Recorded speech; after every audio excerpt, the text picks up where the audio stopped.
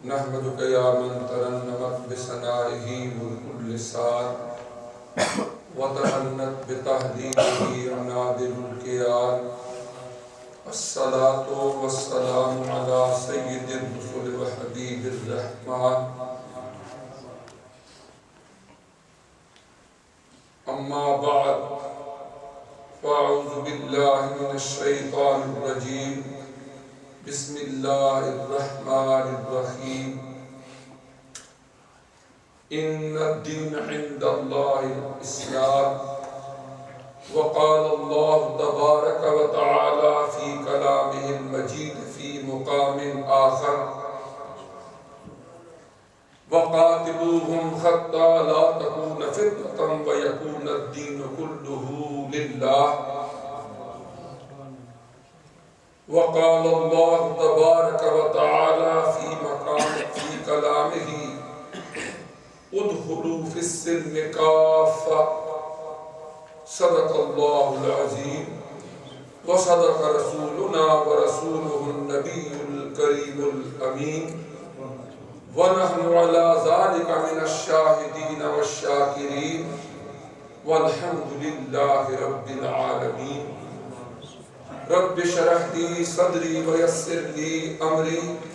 واحلل عقدۃ من لسانی یفقہوا قولی انتہائی واجب الاحترام معزز و محترم علماء کرام خصوصاً عزیز القدر جناب حضرت علامہ مولانا حافظ قاری احسان اللہ صاحب امام و خطیب مرکزی جامع مسجد حاضہ دیگر برادران اسلام اللہ تبارک و تعالیٰ کا لاکھ لاکھ شکر اور فضل ہے محرم الحرام کی ان بابرکت ساعت میں رات کے اس پہر میں ہم اکٹھے ہیں اور بنیادی طور پر تو اس ماہ مبارک میں شہدائے کربلا کی حضور نذرانہ عقیدت و محبت و خلوص پیش کرتے ہیں اور آج کا موضوع بھی اسی سے ریلیٹڈ ہی ہے وہ ہے کہ جہاد اور دہشت گردی اسلامک پوائنٹ آف ویو سے ان میں کیا بنیادی فرق ہے نام دینے سے ہی فرق تو صاف ظاہر ہو جاتا ہے بہرحال حافظ صاحب نے فرمایا ہے کہ انشاءاللہ کچھ معروضات میں بھی عرض کر دوں گا اور اس موضوع کو میں سمجھتا ہوں کہ منتخب کرنے کی ایک تو محرم الحرام کا مہینہ بذات خود بھی ہے کہ شہزادہ گڈو قبا شہید دشت کرب و بلا جگر پارہ فاطمہ الزہرا نور نگاہ علی مرتضی نواسہ مصطفیٰ امام علی مقام سیدنا امام حسین رضی اللہ تعالیٰ عنہ خود دہشت گردی کا شکار ہوئے اور پھر آپ نے اللہ کے دین کی سربلندی کے لیے اعلائے کلمت الحق کی خاطر اپنی عزیز جان کا نذرانہ پیش فرمایا اور پھر حالات حاضرہ کا اگر تجزیہ کیا جائے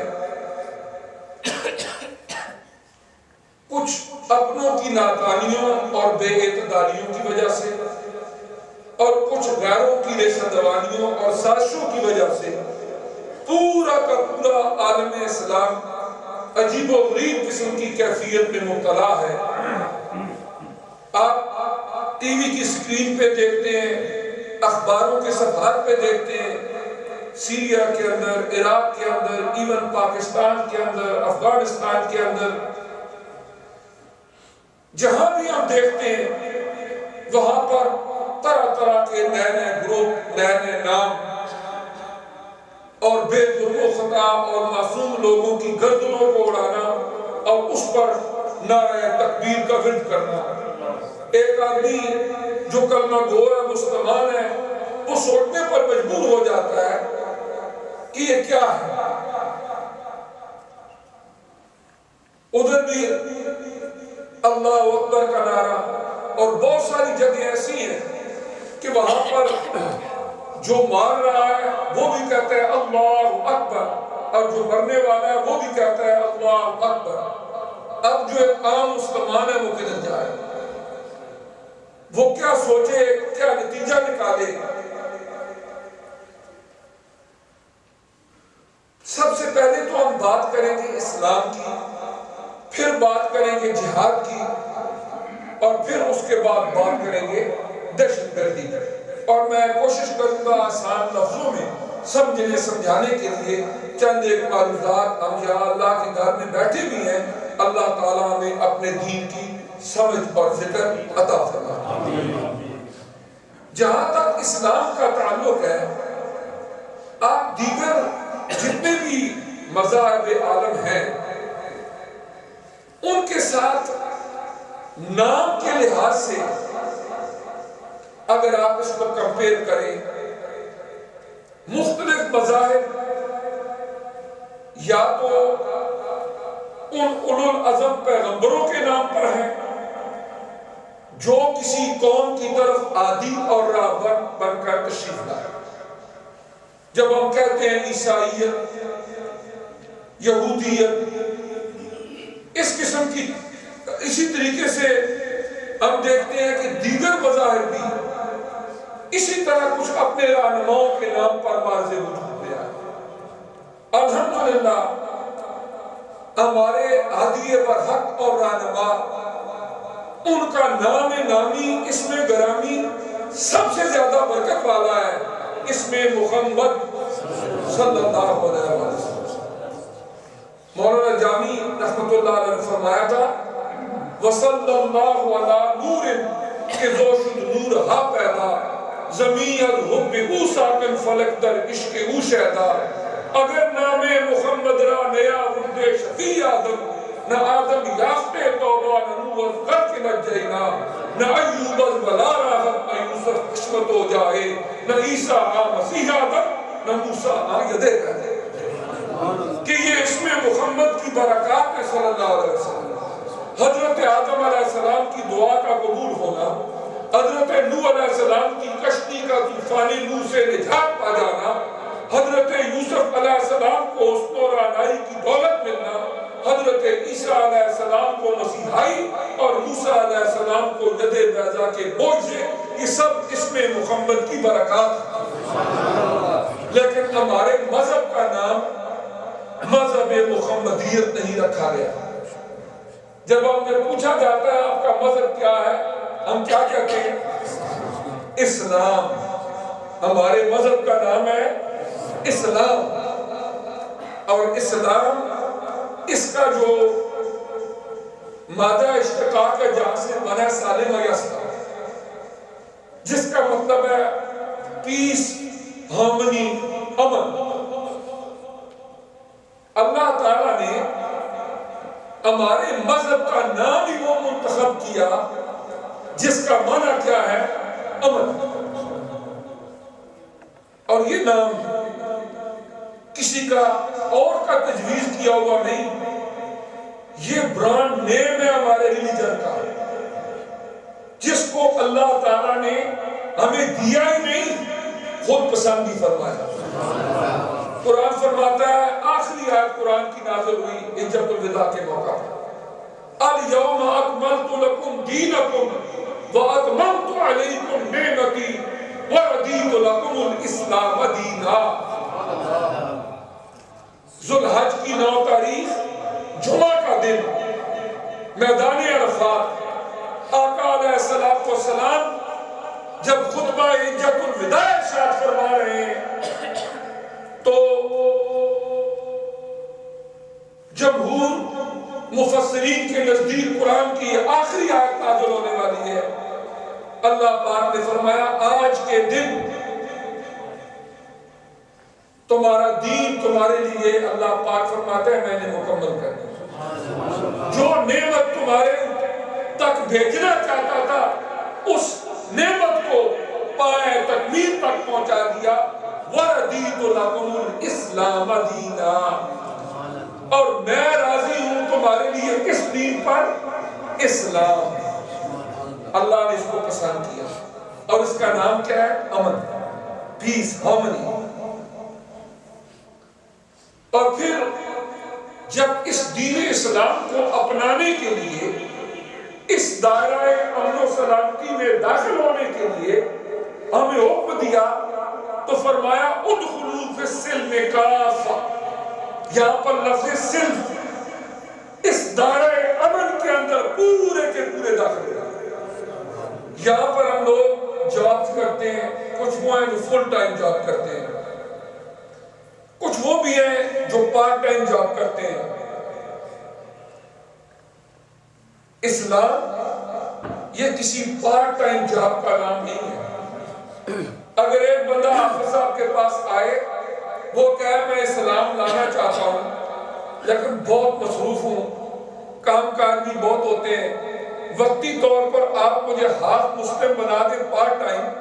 نمازیں میں 2 پڑھ لیا کروں گا، روزے آدھے رکھ لیا کروں گا، اس کے علاوہ کچھ نہ کچھ کام کر لوں گا،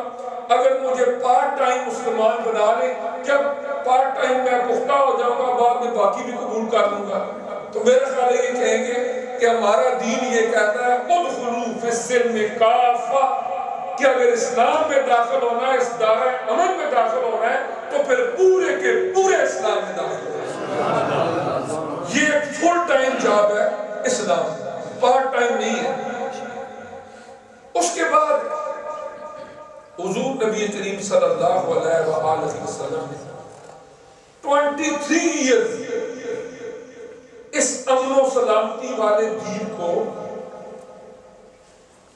نوع انسانی تک پہنچانے اور اپنے اس مشن کو پائے تکمیل تک پہنچانے میں لگائے جس کے لیے اللہ تعالیٰ نے آپ کو مبعوث فرمایا تھا۔ اور وہ 23 سال، 13 سال مکہ مکرمہ میں اور 10 سال حضور علیہ السلام نے مدینہ طیبہ میں، جو ابتدائی 13 ایئرز مکہ مکرمہ میں گزرے۔ ایک عجیب بات یہ ہے کہ نبوت کا اعلان ہو چکا، مسلمان مکہ میں رہ رہے ہیں، ابھی حج کی فرضیت کا حکم نہیں آیا، روزوں کی فرضیت کا حکم نہیں آیا، زکوٰۃ کی فرضیت کا حکم نہیں آیا، جہاد کی فرضیت کا حکم نہیں آیا، نماز کی فرضیت کا حکم بھی مکی زندگی کے آخری سالوں میں معراج کی رات آیا۔ تو وہاں پر مسلمان کرتے کیا تھے؟ آج تو ایک بندے کو کہتے ہیں مسلمان ہے، ہم کہتے ہیں وہ 5 وقت کا نمازی ہے، روزے رکھتا ہے، حج فرض ہے، حج کرتے ہیں، ہم کہتے ہیں مسلمان ہے۔ اور وہ تو ابتدائی سال جو گزرے 13 سال، ان میں نماز کا حکم آخری سالوں میں آیا، باقی ارکان اسلام میں سے بھی کسی کی فرضیت کا حکم نہیں آیا تھا۔ جہاں تک معاملہ جہاد کا تھا، اہل مکہ تنگ کرتے، اذیتیں دیتے، زبان سے ٹارچر کرتے،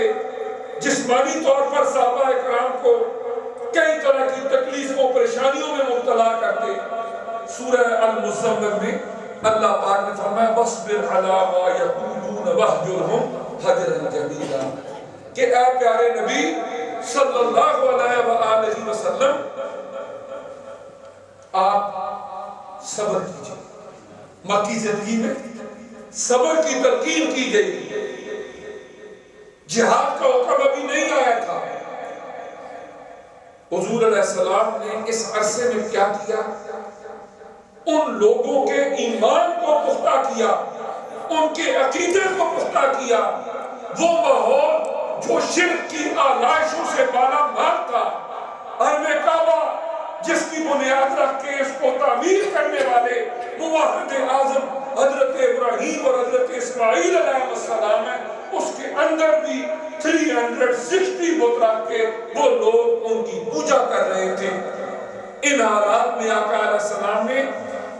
ان افراد کی تربیت کی، ایک ایک بندے کو چنا اور دین اسلام کی عظمتوں سے اسے آشنا کیا، اس کو تطہیر باطن بھی کی، تزکیہ نفس بھی کیا اور پھر ان کو وہ اخلاق عالیہ سکھائے کہ جس وقت اسلام کے یہ احکامات نازل ہونے شروع ہوئے تو وہ ان کو بوجھ نہیں سمجھتے تھے بلکہ ان پر عمل کر کے لطف اندوز ہوتے تھے۔ جب ایمان مضبوط ہوتا ہے ذکر و فکر کے ذریعے، متوجہ اللہ ہونے کے ذریعے، لطائف و مراقبات کے ذریعے، راہ حق دکھانے والے شیوخ کاملین کے ذریعے جب بندے کی تربیت ہوتی ہے، تزکیہ نفس ہوتا ہے، تو یہی عبادات بندے کو لطف اندوز کرتی ہیں۔ لیکن اگر وہ ایمان کی چاشنی، لذت اور پختگی نصیب نہ ہو تو بندہ وجود کو گھسیٹ کے مسجد تو لے آتا ہے لیکن اس چاشنی اور لذت سے لطف اندوز نہیں ہوتا جو ایمان کی پختگی نصیب کرتی ہے۔ آقا علیہ السلام نے ان کے ایمان کو مضبوط کیا۔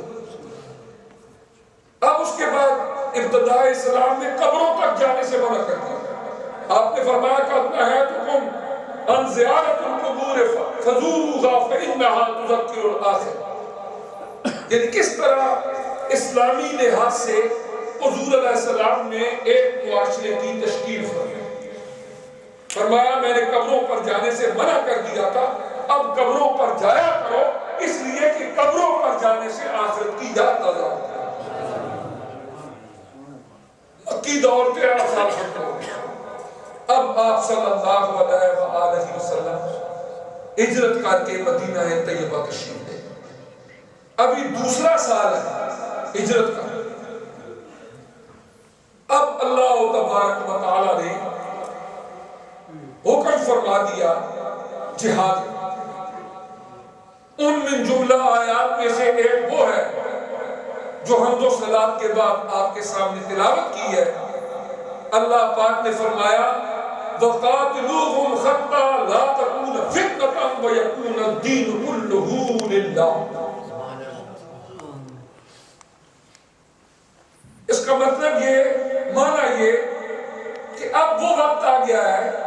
کہ بہت تکلیفیں آپ نے برداشت کر لی، اب اگر یہ کفار اور مشرکین اس دین اسلام کو ختم کرنے کی ناپاک سازشیں کرتے ہیں، اہل اسلام کو تکلیفیں پہنچاتے ہیں، تو اب تمہیں اجازت ہے کہ تم اینٹ کا جواب پتھر سے دو۔ اسلام کے اندر جتنے بھی غزوات ہیں 27 غزوات وہ ہیں کہ جن میں نبی کریم علیہ السلام خود سپہ سالار ہیں، اور سینکڑوں کے حساب سے وہ سرایہ ہیں کہ جن کے اندر صحابہ اکرام رضوان اللہ تعالی علیہ مجمعین کو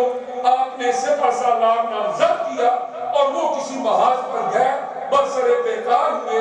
اور بہت سارے وہ صحابہ اکرام ہیں جنہوں نے جام شہادت نوش کی۔ اور اس آیت کے اندر بھی اس حقیقت کو بیان کر دیا گیا کہ اب تمہیں قتال کی اجازت ہے، لیکن کس لیے؟ ٹیررزم کو ختم کرنے کے لیے، فتنہ حتی لا تکون فتنہ، تاکہ یہ جتنی دہشت گردی ہے اس کو جڑ سے اکھیڑنے کا نام جہاد ہے۔ جہاں پر اگر آپ کی بندہ کہے اسلامک ٹیررزم، اسلامک ٹیررزم، اب وسکی اسلام میں حرام ہے، اور اگر کوئی بندہ کہے اسلامک وسکی، کوئی کہے دس از اسلامک وسکی، تو مذاق کے سوا اور کیا ہم کہہ سکتے ہیں؟ ایک جوک کے سوا کیا کہہ؟ جب قرآن کی اتنی آیات، 3 مختلف آیات میں اس شراب کو، ان چیزوں کو حرام قرار دیا گیا ہے، تو کوئی بندہ اسلام کا اللہ کا یا سابقہ لگا کے کچھ کہہ دے تو یہی حال اسلامک ٹیررزم کا دیا کہ جب اسلام میں ٹیررزم ہے ہی نہیں، اسلام دہشت گردی کو جڑ سے اکھیڑ کے یہی جہاد کا مقصود بیان کر رہا ہے، تو پھر اسلامک ٹیررزم کا مطلب کیا ہوگا؟ یہ صرف اسلام کو بدنام کرنے کی ایک مضمون اور ناپاک سازش ہے۔ اس کی ایک مثال میں آپ کو دوں گا کہ ہمارے یہاں لوٹن میں 1999 میں ایک بندہ جس کا نام تھا مراد دانش، اور وہ ڈینش نیشنلٹی رکھتا تھا، وہ آیا 1999 میں۔ وہاں پر ایک اسلامک سینٹر ہے، اس میں وہ امام رہا۔ یہاں پر اس نے شادی بھی کی، بچے بھی 3-4 اس کے ہوئے، اور اس کے بعد 2012 میں یہ آن دا ریکارڈ جا کے نیشنل نیوز پیپرز میں یہ خبر آئی ہے۔ اب گوگل پہ جا کے آپ لکھیں گے مراد دانش ان لوٹن تو اس کی پوری ہسٹری آپ کو ملے گی، اس کی تصویر ملے گی۔ یہ بڑی مشہور خبر ہے جو میں آپ کو بتا رہا ہوں کہ ٹیررزم کیا بات ہے۔ 2012 تک وہ لوٹن میں اور وہاں پر اس نے المہاجرون تنظیم کو فیڈ کیا، ان کی تربیت کی، ان ہمارے لڑکوں کو تیار کیا، نوجوانوں کو تیار کیا، ان کے اندر اس قسم کے خیالات ان کے دماغوں میں بھرے کہ جو نہ اپنی کسی مسجد میں آتے ہیں، نہ مسجد سے کوئی تعلق رکھتے ہیں، کہتے ہیں ووٹ بھی تم نہ دو، اور اس قسم کے خیالات رکھتے ہیں جو کہ ٹیررزم کے زمرے میں۔ پھر وہ واپس گیا اور اس نے جا کر وہاں ساری حقیقت ظاہر کی کہ میں ڈینش ایجنسی کا اور CIA کا ایجنٹ تھا، اور میں نے اتنے سال ان مسلمانوں کو بے وقوف بنایا ہے اور ان کے بچوں کو تربیت دے کے میں نے ایکسٹریمسٹ بنایا ہے۔ یہ اس نے باقاعدہ طور پر پریس کانفرنس میں اس بات کا اعتراف کیا۔ ہمیں اس ماحول معاشرے کے اندر اپنی آنکھیں کھولنے کی ضرورت ہے۔ اپنے بچے بعض اوقات کو دینداری کے روپ میں کہیں چلے جاتے ہیں، ہم سمجھتے ہیں چلو نماز بھی پڑھتے ہیں، اچھی بات ہے، نماز بھی پڑھے، روزے بھی رکھے، دیندار بھی ہو،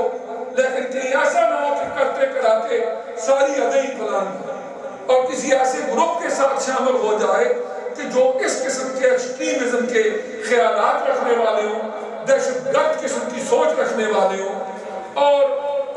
اس طرح بے شمار واقعات ایسے مسلمان ممالک کے اندر ہو رہے ہیں اور ہوتے ہیں کہ جس میں کوئی روپ دار کے کوئی بندہ اسلام کا لیبل لگا کے داڑھی رکھ کے وہ کہنا شروع کر دیتا ہے ان کو قتل کرو، ان کو قتل کرو، ساتھ قرآن کی 2 آیتیں اٹیچ کر دیتا ہے، 2 حدیثیں بتا دیتا ہے۔ وہ لوگ سادگی کے اندر ان کے پیچھے لگ کے آپ پاکستان میں دیکھ لیں، کسی اور ملک میں دیکھ لیں، کتنے ہی نوجوان ہیں ہمارے اسلام کے اندر خودکشی حرام ہے، ایک ایسا گناہ جس کے بعد توبہ کی کوئی توفیق نہیں ملتی۔ ہر گناہ کے بعد کوئی بندہ کفر بھی کر لے تو توبہ کی توفیق کی گنجائش تو باقی رہتی ہے۔ ایک ایسا گناہ کہ جب خودکشی کر لی تو اب توبہ کہاں سے کرے گا؟ لیکن اس کے باوجود نوجوانوں کے برین واشنگ کر کے ان کو تیار کیا جاتا ہے، تم نے فلاں مسجد میں جا کے بم بلاسٹ کرنا ہے، تم نے فلاں بازار میں بم بلاسٹ کرنا ہے۔ اس طرح معصوم اور انسنٹ لوگوں کو شہید کیا جاتا ہے جہاد کے نام پہ کہ تم جہاد کر رہے ہو۔ ایک دفعہ جب یہ فوج نے وہاں پر آپریشن کیا تو اس دوران ایک مکان انہیں نظر آیا، پوری دیوار کے اوپر جنت کی تصویریں بنی ہوئی تھی، پھول بوٹے بنے ہوئے تھے کہ وہاں پر تربیت دیتے ہیں کہ جو ہی خود کو حملہ کر کے تم مرو گے تو سیدھے یہاں اس جنت پہ آ جاؤ گے۔ یعنی اس قسم کی برین واشنگ جو ہے وہ کی جاتی ہے۔ نبی کریم علیہ السلام کی احادیث مبارکہ کی روشنی میں اگر جہاد کو دیکھا جائے یہ ایک پاکیزہ عمل ہے، ضرورت پڑنے پر امت اسلامیہ کے اوپر فرض ہے، لیکن انڈیویجولز کے اوپر نہیں، انفرادی گروپوں کے اوپر جہاد نہیں فرض ہوتا۔ یہ حکومت اسلامیہ کی ذمہ داری ہوتی ہے کہ جب ضرورت پیش آئے وہ اعلان کرے، اور مسلمان ممالک کے اندر جو آرمیز ہیں، نیویز ہیں یا دیگر فوجیں، یہ ان کی ذمہ داری ہوتی ہے کہ وہ خود لڑے، اگر ضرورت انہیں پیش آئے تو پبلک کو بھی کہیں کہ ہمیں آپ کی ضرورت ہے، ان کو بھی اپنے ساتھ جوائن کرے، اپنے ملک کی حفاظت کے لیے، دین کی حفاظت کے لیے، اپنی بقا کے لیے۔ اسلام نے جہاد کی اجازت دی، لیکن جہاد ایک پاکیزہ مشن ہے، اور جہاد کا مطلب زمین سے فتنہ و فساد کو مٹا کے امن و سلامتی کو برقرار رکھنا ہے۔ مونٹگومری بوش نے لکھا ہے اپنی کتاب کے اندر، وہ کہتا ہے کہ جب مسلمانوں نے جہاد کے ذریعے علاقے فتح کیے تو جو عیسائی ان علاقوں کے اندر رہ رہے ہوتے تھے وہ مسلمانوں کے زیر نگین زیادہ امن اور سکون محسوس کرتے تھے بنسبت اپنے ہم مذہب عیسائیوں کا۔ اسلام نے جہاد کے جو اصول مقرر کیے ہیں، دنیا کے اندر مختلف جنگوں کے واقعات آپ پڑھ لیں، وہ وسیع اصول آپ کو کہیں نہیں ملے۔ نبی کریم علیہ السلام جب صحابہ کرام کو جہاد پر روانہ کرتے ہیں، فرماتے ہیں کسی پھلدار سبز درخت کو نقصان نہیں پہنچنا چاہیے، اناج اور پھل والے پودوں کو نقصان نہیں پہنچنا چاہیے۔ وہ عورتیں اور بچے جو اپنے گھروں میں یا بازاروں میں حربی نہیں ہیں، کسی لڑ کوئی نہیں رہا، انہیں کوئی نقصان نہیں پہنچنا چاہیے۔ وہ لوگ جو اپنے عبادت خانوں کے اندر عبادت کر رہے ہیں، کسی بھی مذہب سے تعلق رکھنے والے ہیں، آپ نے انہیں تکلیف نہیں دینی، انہیں کچھ نہیں کرنا۔ لیکن کیا آج کے دور میں جنگیں کرتے ہوئے ان اصولوں کا خیال رکھا جاتا ہے؟ دنیا کے اندر اپنے آپ کو جو لوگ سویلائز بھی کہتے ہیں، کیا کسی طرح کی تہذیب و تمدن کے اندر ان اصولوں کو مد نظر رکھا جاتا ہے؟ یقیناً نہیں۔ لیکن اسلام نے جہاد کو ایک پاکیزہ مشن کے طور پر دفاعی انداز میں استعمال کرنے کی اجازت دی۔ صرف یہ بات نہیں ہے، ایون کوئی غیر مسلم ہے، وہ ایک اسلامک اسٹیٹ میں رہ رہا ہے، حضرت ابو بکر صدیق رضی اللہ تعالیٰ عنہ کے دور میں، حضرت عمر فاروق رضی اللہ تعالیٰ عنہ کے دور میں، دیگر خلفاء راشدین کے دور میں، وہ غیر مسلم لوگ ذمہ بن کے اسلامک اسٹیٹ میں رہ کے اور ان کی جان اور مال کا تحفظ حکومت اسلامیہ کی ذمہ داری تھی۔ اور آقا علیہ السلام نے فرمایا بلا جرم و خطا اگر کسی ذمہ کو کوئی مسلمان قتل کر دیتا ہے تو اس کے بدلے اس کو سزائے موت۔ مذہب کوئی بھی ہے، ایون کہ وہ خدا کو بھی نہیں مانتا، نبی کو بھی نہیں مانتا، اسلامک اسٹیٹ میں امن کے ساتھ رہ رہا ہے، وہ اس ملک کا رہائشی ہے، انہیبیٹنٹ ہے۔ اسلامک جو پوائنٹ آف ویو ہے وہ یہ ہے کہ اس کو قتل کرنا، اس کو سزا دینا، یہ قتل جائز ہے۔ حضرت عمر رضی اللہ تعالیٰ عنہ جا رہے ہیں، بوڑھا یہودی انہیں نظر آتا ہے اور وہ کچھ بھیک مانگ رہا ہے، پوچھا، اس نے کہا میں چونکہ یہودی مذہب سے ہوں اور آپ کا قانون یہ ہے بیت المال کا کہ مجھے اس میں سے کوئی روزینہ، کوئی وظیفہ، کوئی پیسہ نہیں مل رہا۔ آپ نے اسی دن قانون میں تبدیلی کی کہ بلا تفریق کے مذہب و ملت کوئی بھی آج جب اس ایج کو پہنچ جائے بیت المال میں سے اس کو وظیفہ مقرر کیا جائے اور دیا۔ اسلام کے اندر تو غیر مسلموں کو کے ساتھ اچھے سلوک، اچھے اطوار رکھنے کا ہمیں حکم دیتا ہے۔ قرآن پاک کے اندر پڑوسی کے جو حقوق بیان کیے ہیں، 3 طرح کے پڑوسی ہیں۔ تمہارے قریبی رشتہ دار بھی ہو سکتے ہیں، مسلمان بھی ہو سکتے ہیں، دوسرے نمبر پر کوئی غیر مسلم بھی ہو سکتے ہیں، تمہارا بلڈ ریلیشن نہیں بھی ہو سکتا کہ ایسے بھی ہو سکتے ہیں، اور تیسرے نمبر پر وہ ہیں کہ جو عارضی طور پر آپ ٹرین پہ سفر کر رہے ہیں، ایروپلین پہ سفر کر رہے ہیں، حج پہ گئے، عمرے پہ گئے، آپ کے روم میٹ ہیں، ٹیمپریریلی وہ آپ کے پڑوسی بن گئے، پرماننٹ تو نہیں ہے لیکن وہ عارضی طور پر آپ کے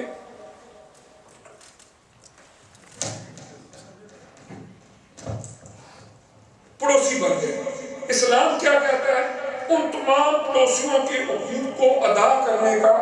حکم دیتا ہے۔ ہم لوگ یہاں پر رہتے ہیں، ہمارے اگر نیکسٹ ڈور کوئی ہندو رہتا ہے، سکھ رہتا ہے، کرسچن رہتا ہے، یہودی رہتا ہے، اگر وہ بھوکا ہے، اگر وہ بیمار ہے، اگر وہ کسی تکلیف میں ہے، قرآنی حکم کے مطابق، اسلام کی تعلیمات کے مطابق اس کا خیال رکھنا اور حق کو ادا کرنا اسلام کے جو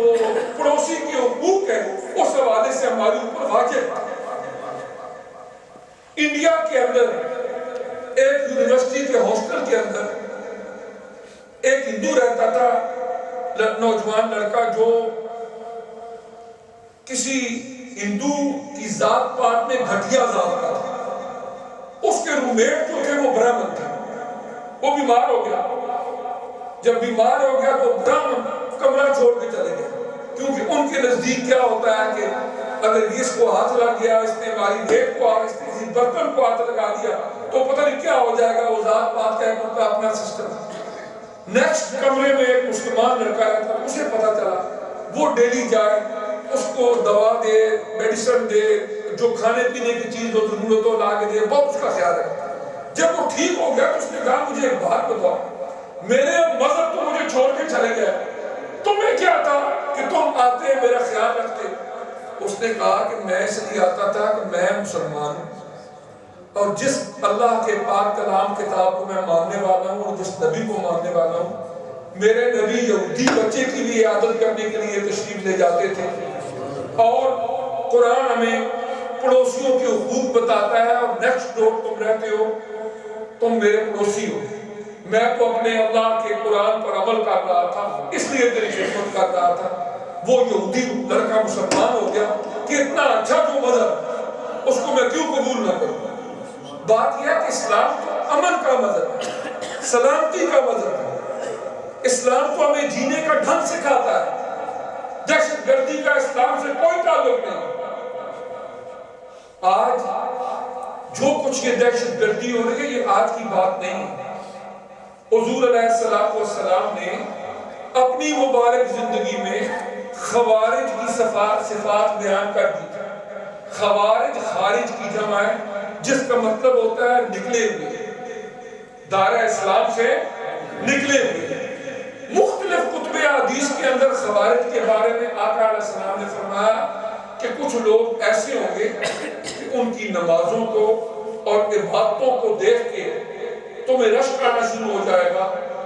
کہ کتنے ان کے ماتھے پہ اتنا محراب ہے، یہ کتنے نمازی ہیں، کتنے باشر ہیں، لیکن فرمایا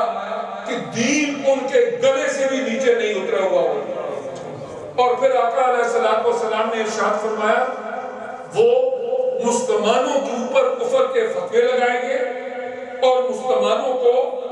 شہید کریں گے اور اس کو اپنے لیے اعزاز سمجھیں گے۔ حضور علیہ السلام نے جو پیشن گوئیاں فرمائی،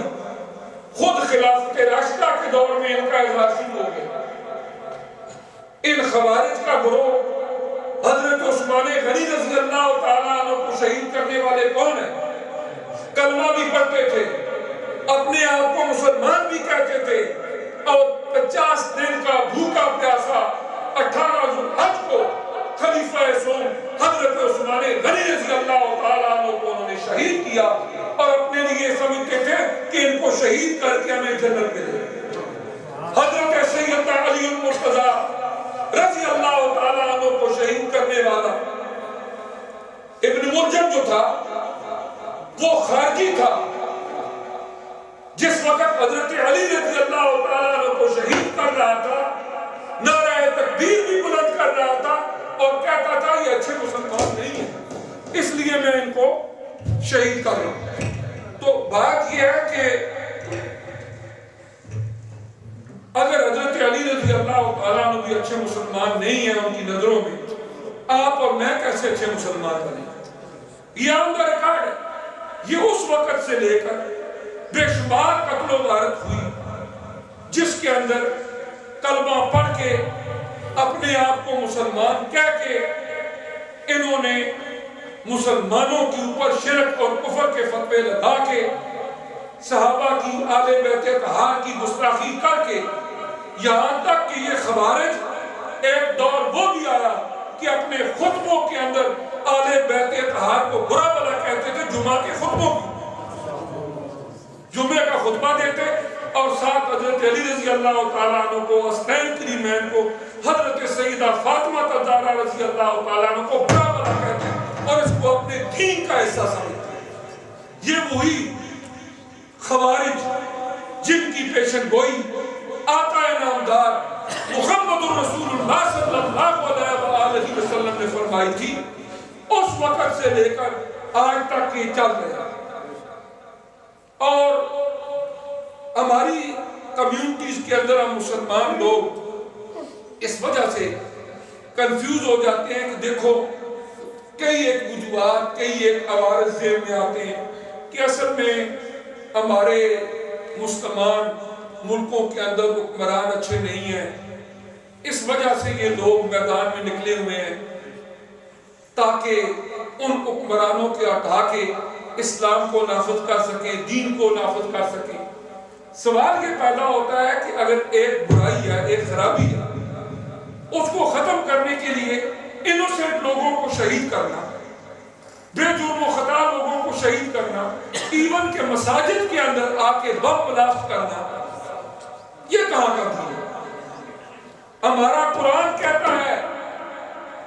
ایک بے جرم و خطا بندے کو، ایک معصوم جان کو قتل کرنا گویا پوری انسانیت کا قتل۔ قرآن ہمیں یہ سکھائے کہ ایک بے جرم و خطا بندہ، اس کو قتل کر دینا، اور اس میں اسلام کی شرط نہیں، وہ عیسائی ہو، وہ یہودی ہو، وہ ہندو ہو، وہ سکھ ہو، ایون کہ خدا کو بھی نہ ماننے والا ہو، ایز ہیومن بینگ اس کو قتل کر دیا جاتا ہے، تو قرآن کہتا ہے کہ پوری انسانیت کا قتل۔ تو وہ لوگ جو اس قسم کی حرکات کو سکنات کرتے ہیں، کچھ لوگ ان کی حمایت میں اس قسم کے دلائل دیتے ہیں کہ چلو جی نیت تو اچھی ہے، وہ نیک نیتی سے کر رہے ہیں، برا کام کرنے کے لیے نیت اچھی بھی کر لو تو کام اچھا نہیں ہوتا۔ ایک بندہ بدکاری کرے، چوری کرے، ڈھاکہ مارے، نیت اچھی ہو کہ میں اس بندے کو لوٹوں گا اور فلاں غریب کی جا کے مدد کروں گا، تو آپ اس کو جائز کہیں؟ ایک بندہ کسی گھر کے اندر داخل ہوتا ہے، وہاں پر چوری کرتا ہے، ڈاکہ مارتا ہے، اہل خانہ میں سے کسی کو قتل کر دیتا ہے، لوٹ کے لے جاتا ہے اور کہتا ہے میں نے کسی غریب بچی کی شادی کر دی تھی۔ تو کوئی بندہ اگر یہ دلیل دے اور کہے کہ نیت تو اچھی تھی، تو کیا اس قتل کا جواب مل جائے گا نیت اچھی ہونے سے؟ اس گھر میں ڈاکہ زنی کو آپ حلال اور جائز سمجھنا شروع کر دیں گے اس کی نیت اچھی ہونے کی وجہ سے۔ نیت اللہ کی ذات بہتر جانتی ہے۔ شریعت ظاہر پر فتویٰ لگاتی ہے، اور ظاہری طور پر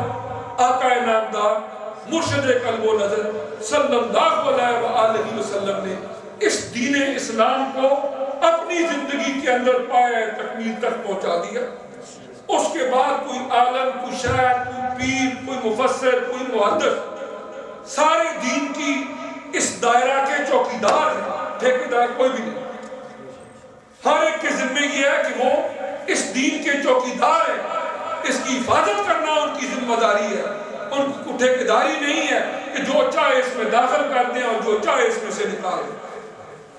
اور حضور علیہ السلام نے اپنی زندگی میں آنے والے وقت کے جن فتنوں کا ذکر فرمایا تھا کہ ایسے ایسے فتنے اٹھیں گے، اس میں ناسبی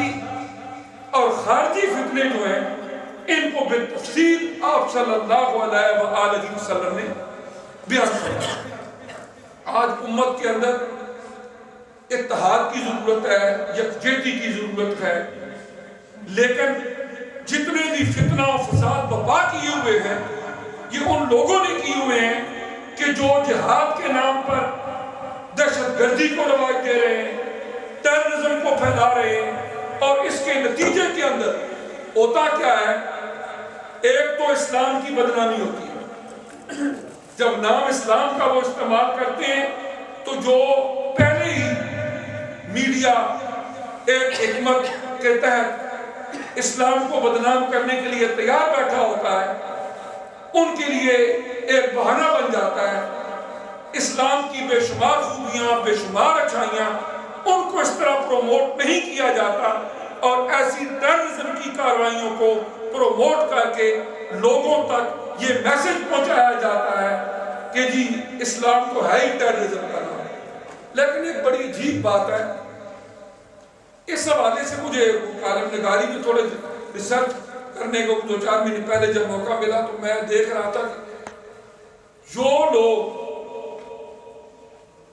دارہ اسلام میں داخل ہوئے 9/11 کے بعد ان کی تعداد بہت زیادہ ہے، امریکہ کے اندر یا برطانیہ کے اندر، یورپ کے اندر، اور وہ اکثریت ان کی وہ ہے کہ بدقسمتی سے کوئی ہمارے کردار سے متاثر ہو کے مسلمان کم ہی ہوئے ہیں۔ وہ جو مسلمان ہوئے چاہیے تو تھا کہ ایسا ہوتا، لیکن ایسا ہوا نہیں۔ ان لوگوں نے مطالعہ کیا کہ جب اسلام کو بدنام کرنے کے لیے ٹیررزم کے نام پہ طرح طرح کی کارروائیاں کی گئیں، وہ کہتے ہیں کہ ہم نے سوچا کہ یہ ہے کیا اسلام، ہمیں دیکھنا تو چاہیے۔ ایک عورت ہے، وہ کہتی ہے جب مجھے پتا چلا کہ یہ اسلام ہے تو میں اس کو نیگیٹو پوائنٹ آف ویو سے پڑھنے لگی، قرآن کو سمجھنے لگی کہ کل اگر کوئی بات ہو تو میں کہہ سکوں کہ اسلام واقعی بڑا دہشت گردی والا مذہب ہے۔ وہ کہتی ہے میں نے قرآن کو پڑھنا شروع کر دیا انگلش ٹرانسلیشن، جب میں نے پورا پڑھ کے ختم کیا تو میرے بس میں نہیں تھا کہ میں رک جاتی، میرے دل میں یہی خیال تھا کہ اب میں اس مذہب کو، اس دین کو میں قبول کر لوں۔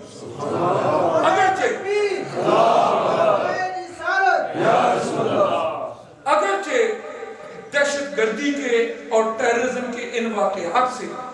اسلام کو بدنام کرنے کے لیے میڈیا نے بہت کوششیں کی،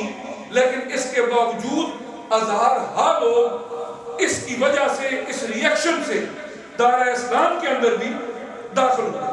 باہر کا وہ تو ایک علیحدہ ایشو ہے، لیکن ایز بینگ مسلم ہمیں یہ انڈرسٹینڈ کرنا چاہیے، خصوصاً اس ماحول اور معاشرے کے اندر رہتے ہوئے۔ آج کل یہاں سے بھی بہت سارے وہ بچیاں اور بچے داعش اور آئیسس کے جو گروپس ہیں ان کے ساتھ ملنے کے لیے جا رہے ہیں، اور کچھ علماء اور سکالرز بھی ایسے ہیں، اللہ انہیں ہدایت دے۔ ایک سعودی سکالر ہے، انہوں نے فتویٰ دے دیا کہ جہاد النکاح جائز ہے۔ جہاد النکاح کا معنی وہ یہ لیتے ہیں کہ مسلمان نوجوان لڑکیاں وہاں پر چلی جائیں اور وہ جو وہاں پر بزام خیش مجاہدین ہیں ان کے ساتھ رہنا شروع کر دیں، نہ کسی نکاح کی ضرورت ہے، نہ کسی گواہ کی ضرورت ہے، خود بخود ان کی بیویاں بن جائیں۔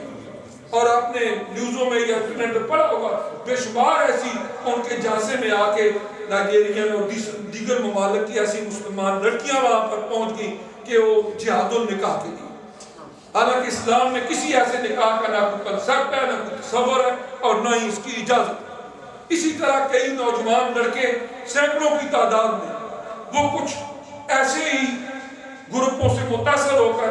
وہ وہاں پر جا رہے ہیں۔ والدین کی ذمہ داری بنتی ہے کہ ایسے دہشت گرد گروپ جو کہ بظاہر اسلام کا نام استعمال کرتے ہیں لیکن ان کے کرتوت ایسے ہیں کہ ہلاکو اور چنگیز،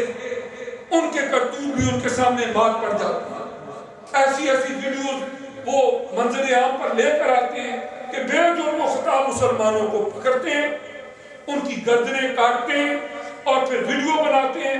سوشل میڈیا پہ دے دیتے ہیں، اور یہ کہتے ہیں، ساتھ کہتے ہیں اللہ اکبر، اللہ اکبر کے نعرے لگاتے ہیں۔ یہ کہاں کا اسلام ہے؟ اسلام تو وہ ہے کہ مشکاہ شریف کی ایک روایت ہے، صحابہ کرام رضوان اللہ تعالیٰ علیہم اجمعین مدینہ طیبہ کی گلیوں کے اندر بھی بعض اوقات پاؤں کے پنجوں کے بل چلتے تھے، کوئی کیڑا مکوڑا ہمارے پاؤں کے نیچے آ کے بھر نہ جائے کہ کل قیامت کے دن جواب دہ ہونا پڑے گا۔ اور یہی وہ لوگ تھے کہ مکہ مکرمہ میں اسلام قبول کرنے سے پہلے اپنے گھر میں پیدا ہونے والی بچی کو زندہ درگور کر دیا کرتے تھے، لیکن اسلام قبول کرنے کے بعد پرندوں کے حقوق کا بھی خیال رکھا گیا۔ حضرت سعد ابن ابی وقاص ایک لشکر لے کے جا رہے ہیں، ایک مقام پر پہنچے، ہزاروں کا وہ لشکر ہے، فرمایا رستہ موڑ لو، رستہ موڑ لیا گیا۔ جب پوچھا گیا فرماتے ہیں میں آگے جا رہا تھا، ایک پودا تھا، اس کے اندر ایک کبوتری نے انڈے دیے ہوئے تھے، اس کے چھوٹے چھوٹے بچے تھے، تو میں نے سوچا اگر لشکر یہاں سے روانہ ہوا تو یہ ڈسٹرب ہوگی، ان کو تکلیف ہوگی، اس لیے ہم نے اپنے لشکر کا رخ ہی تبدیل کر دیا ہے کہ اس کبوتری کے بچوں کو کہیں تکلیف نہ ہو۔ اسرائیلیات کی روایت کے مطابق آقا علیہ الصلوۃ والسلام نے ارشاد فرمایا کہ بنی اسرائیل کی ایک عورت بدکارہ اور گناہگار تھی، جا رہی تھی، ایک کتے کو پیاسا دیکھا، وہ پیاس سے بلک بلک کے مرنے کے قریب تھا، قریب ایک کنواں تھا، دو پٹے سے کچھ چیز باندھی، پانی کے کچھ گھونٹ نکالے، اس کتے کے منہ میں ڈالے۔ اس وقت کے جو نبی تھے اللہ کی ذات نے ان کی طرف وحی کی کہ اس عورت کے میں نے سارے گناہوں کو معاف کر دیا کہ ایک پیاسے کتے کی اس نے جان بچا لی، جو حرام جانور ہے جس کا گوشت کھانا پیا۔ ہمارا دین تو ہمیں ہمدردی سکھاتا ہے، انسانوں سے ہمدردی، حیوانوں سے ہمدردی، چوپایوں سے ہمدردی۔ ایک اونٹ آ کے میرے آقا علیہ السلام کے سامنے کچھ کہتا ہے، صحابہ پوچھتے ہیں کیا کہا؟ فرمایا شکایت کر رہا تھا کہ میرا مالک میرے اوپر میری بساط سے زیادہ بوجھ لاتا ہے۔ اس مالک کو فرمایا کہ یہ